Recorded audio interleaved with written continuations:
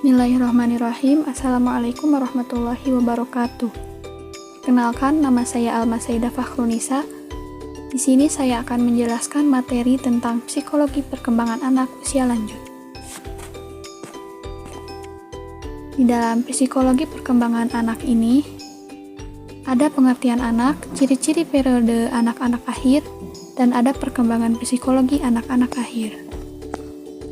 Yang pertama, pengertian anak. Menurut KBBI, anak adalah keturunan manusia yang masih kecil, orang yang berasal dari atau dilahirkan di suatu negeri atau daerah. Anak adalah keturunan manusia yang masih kecil. Menurut Koles, menyatakan bahwa seorang anak pada masa awal kehidupannya dibentuk oleh nilai-nilai orang dewasa dengan cara mempengaruhi anak. Para orang tua menanamkan nilai-nilai tersebut sejak anak belum dilahirkan atau masih dalam kandungan. Dalam Undang-Undang Peradilan Anak-anak dalam Undang-Undang Nomor 3 Tahun 1997 tercantum dalam Pasal 1 Ayat 2 yang berbunyi, anak adalah orang dalam perkara anak nakal yang telah mencapai umur 8 tahun tetapi belum mencapai umur 18 tahun dan belum pernah menikah. Adapun pengertian anak-anak usia akhir, menurut Nuryanti tahun 2008 menyebutkan bahwa anak usia 6-12 tahun dikategorikan dalam masa kanak-kanak lanjut yang merupakan sebuah periode yang dirasa pada usia tersebut anak mulai dapat bertanggung jawab atas perilaku yang dilakukannya dalam hubungan dengan orang-orang terdekatnya. Yang kedua, ada ciri-ciri masa anak-anak periode akhir. Yang pertama, label yang digunakan orang tua. Maksudnya adalah bagi sebagian orang tua, pada masa ini adalah masa sulit karena anak mulai tidak memperdulikan orang tuanya. Adapun pada anak laki-laki mulai tidak bertanggung jawab pada benda miliknya dan anak mulai terpengaruh oleh teman-temannya. Yang kedua, label yang digunakan pendidik. Pendidik menyebut anak-anak akhir dengan usia sekolah dasar karena pada usia tersebut anak pada umumnya masih duduk di bangku sekolah dasar. Selain itu, pada usia ini adalah masa kritis anak-anak untuk berprestasi meraih suksesnya. Yang ketiga, label ahli psikologi. Ahli psikologi menyebut masa ini sebagai usia berkelompok, yaitu masa akhir merupakan masa anak-anak mulai tertarik pada perhatian teman sebayanya dan muncul keinginan diterima sebagai anggota kelompok. Ahli psikologi lain menyebut masa ini sebagai usia penyesuaian diri. Yang ketiga, perkembangan psikologi anak-anak usia akhir. Pertama, ada perkembangan fisik. Perkembangan fisik meliputi 1. Yaitu tinggi. Kenaikan tinggi per tahunnya adalah 2-3 inci. Rata-rata anak perempuan 11 tahun mempunyai tinggi badan 58 inci dan anak laki-laki 57,5 inci. Yang kedua, berat. Kenaikan berat lebih bervariasi daripada kenaikan tinggi, yaitu berkisaran antara 3-5 per tahun. Rata-rata anak perempuan 11 tahun mempunyai berat 88,5 pon dan anak laki-laki 85,5 pon. Yang ketiga, perbandingan tubuh.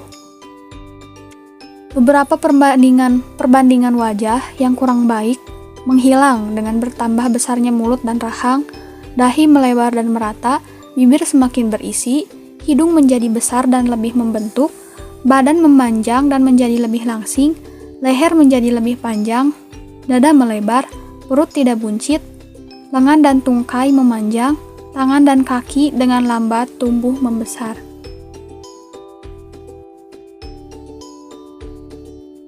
Selanjutnya yaitu kesederhanaan. Yaitu pada masa ini kurangnya perhatian terhadap penampilan dan kecenderungan untuk berpakaian seperti teman-temannya tanpa memperdulikan pantas tidaknya pakaian tersebut. Juga menambah kesederhanaan terhadap dirinya. Jadi pada masa ini anak-anak cenderung bodoh amat terhadap penampilannya. Yang penting mereka mengikuti penampilan teman-temannya tanpa mempedulikan apa pakaian itu pantas untuknya atau tidak. Selanjutnya, perbandingan otot dan lemak. Lemak berkembang lebih cepat daripada jaringan otot yang perkembangannya baru melejit pada awal pubertas. Anak yang berbentuk endomorfik, jaringan lemaknya jauh lebih banyak daripada jaringan otot, sedangkan pada tubuh mesomorfik keadaannya terbalik. Pada bentuk tubuh ektomorfik tidak terdapat jaringan yang melebihi jaringan lainnya sehingga cenderung tampak kurus.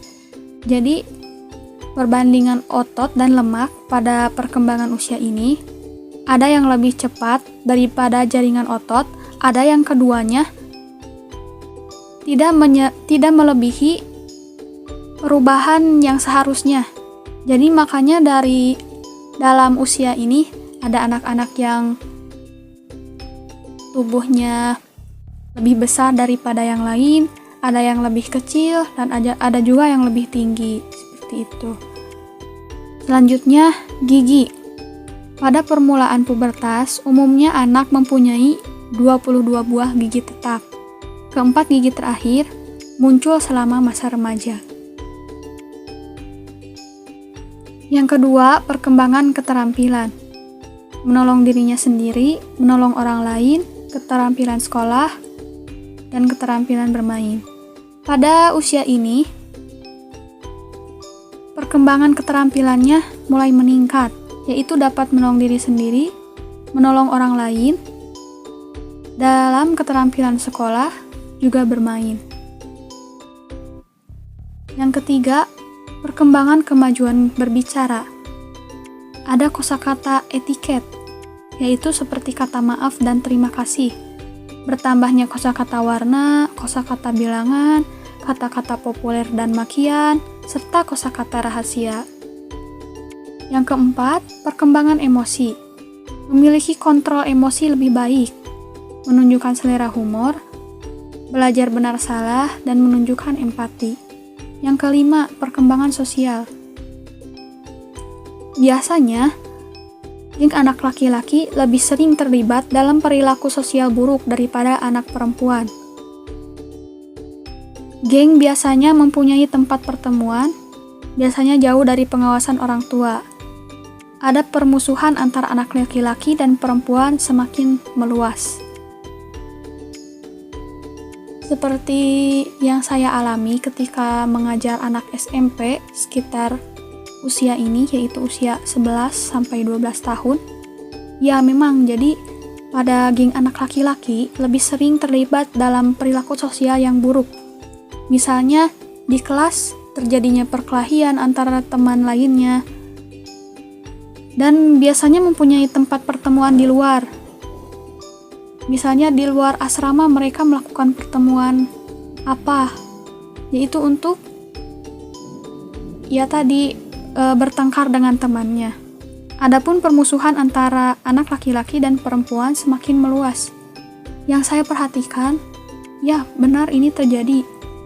Permusuhan antara anak laki-laki dan perempuan semakin meluas.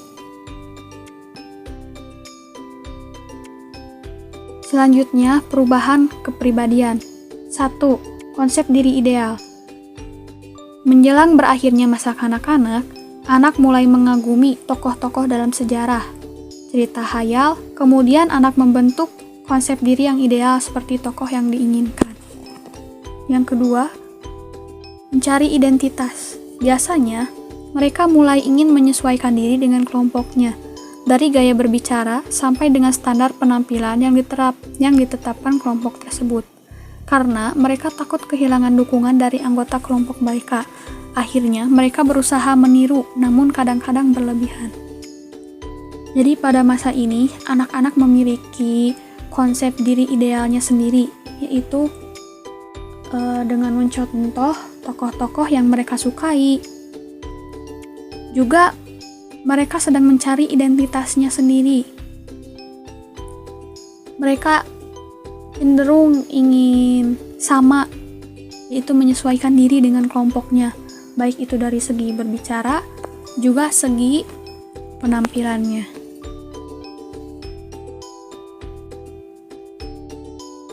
Terakhir, ada kebahagiaan anak.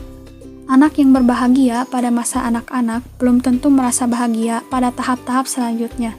Tetapi, kondisi-kondisi yang menimbulkan kebahagiaan dalam periode ini juga akan menimbulkan kebahagiaan pada periode berikutnya. Sekalipun, kebahagiaan yang dialami pada periode ini tidak menjamin kebahagiaan seumur hidup. Tetapi, kondisi-kondisi yang menimbulkan kebahagiaan akan terus memberikan kebahagiaan pada tahun-tahun berikutnya, terutama bila 3 faktor kebahagiaan terpenuhi, yaitu penerimaan atau dukungan, kasih sayang, dan prestasi. Selanjutnya yaitu kesimpulan. Seiring dengan masuknya anak ke sekolah dasar, maka kemampuan kognitifnya turut mengalami perkembangan yang pesat. Karena dengan masuk sekolah, berarti dunia dan minat anak bertambah luas. Dan dengan meluasnya, maka bertambah pula pengertian tentang manusia dan objek-objek yang sebelumnya kurang berarti bagi anak. Sekian yang dapat saya sampaikan. Mohon maaf atas kekurangannya. Ditutup saja dengan doa. Robbana atina fid dunya hasanah wa fil akhirati hasanah wa qina adzabannar. Wassalamualaikum warahmatullahi wabarakatuh.